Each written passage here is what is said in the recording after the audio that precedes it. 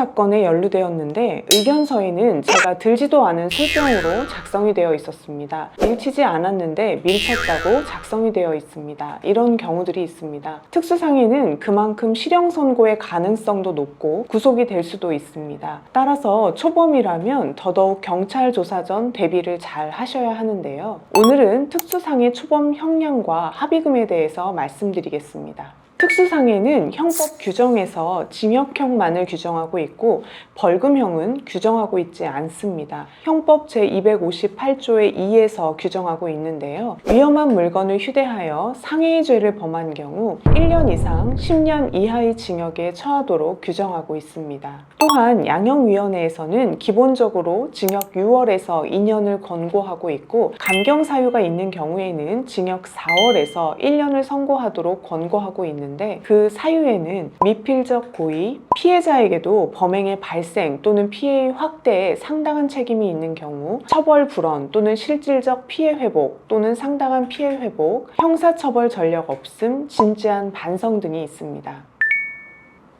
기소유예나 집행유예가 되기 위해 제일 중요한 것은 피해자와의 합의입니다. 피해자와 합의를 하지 않는다면 대부분 실형이 선고된다고 생각하시면 됩니다. 따라서 다른 범죄의 경우보다 피해자들과의 합의가 매우 중요합니다. 그러나 상대방의 입장에서도 이런 부분을 잘 알기에 합의를 잘 안 해주려고 하거나 높은 합의 금액을 받으려고 하기 때문에 합의가 되기까지도 힘이 많이 드는 사건인데요. 따라서 늘 명심해야 할 것은 살다 보면 싸움에 휘말리는 경우가 종종 있는데 그런 경우 그 자리를 피하는 게 제일 좋지만 그렇지 못했을 경우에도 절대 물건을 휘둘러서는 안 된다는 것입니다. 특수상해의 경우는 위험한 물건으로 사람을 다치게 한 것이기 때문에 상대방이 심하게 다치는 경우가 대부분입니다. 골절이 발생하거나 꿰매야 하는 경우들이 많은데요. 따라서 일반 상해에 비해 치료비가 많이 나올 수 있습니다. 이러한 치료비는 기본적으로 다 배상해야 하고 만약 치료 과정에서 입원을 하거나 신체를 제대로 사용할 수 없어서 일을 하지 못하였다고 하면 급여 상당의 이익도 배상해야 합니다. 여기에 위자료를 더해서 준다고 생각하시면 됩니다.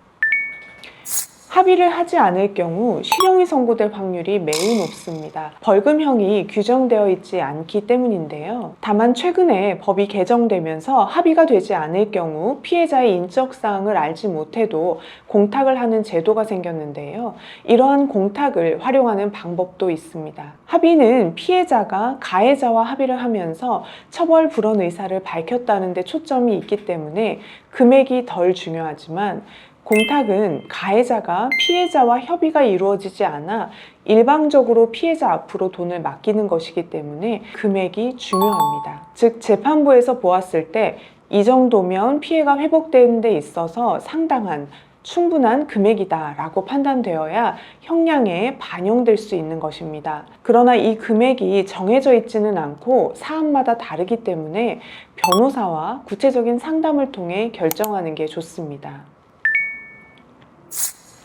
특수상해의 경우 피해자가 합의 과정에서 무리한 금액을 요구하는 경우들이 종종 있는데요. 크게 다쳤기 때문에 치료비가 많이 나온 이유도 있고 이 때문에 감정이 많이 상해서 위자료 또한 많이 요구해 옵니다. 어떤 경우는 합의하지 않으면 가해자에게 실형이 선고될 것을 알기에 더 많은 금액을 요구하기도 합니다. 그런데 나의 경제적 사정이 여의치 않다면 참 많이 고민이 되실 텐데요. 특수상해의 경우 합의를 하더라도 전과는 남지만 실형을 면하게 된다는 측면을 고려해서 대출을 받아서라도 합의를 할지 아니면 공탁을 할지를 잘 결정하셔야 합니다.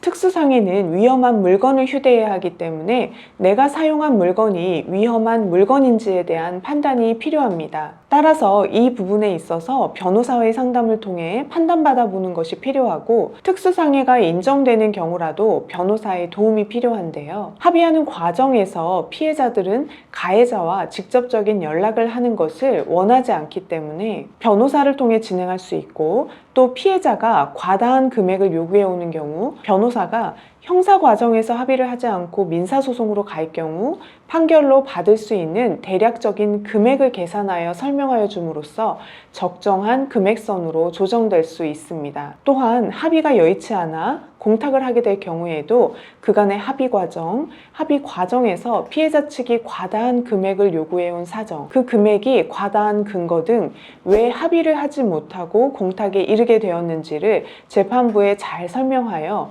공탁이어도 형량에 잘 반영될 수 있도록 도움받을 수 있고, 공탁 금액을 결정할 때에도 감형받을 수 있는 적정한 선을 조언받아 진행해 볼 수 있습니다. 오늘 특수상해 관련해서 설명을 드렸는데요. 이와 관련해서 도움이 필요하시면 상담 전화로 문의 주세요.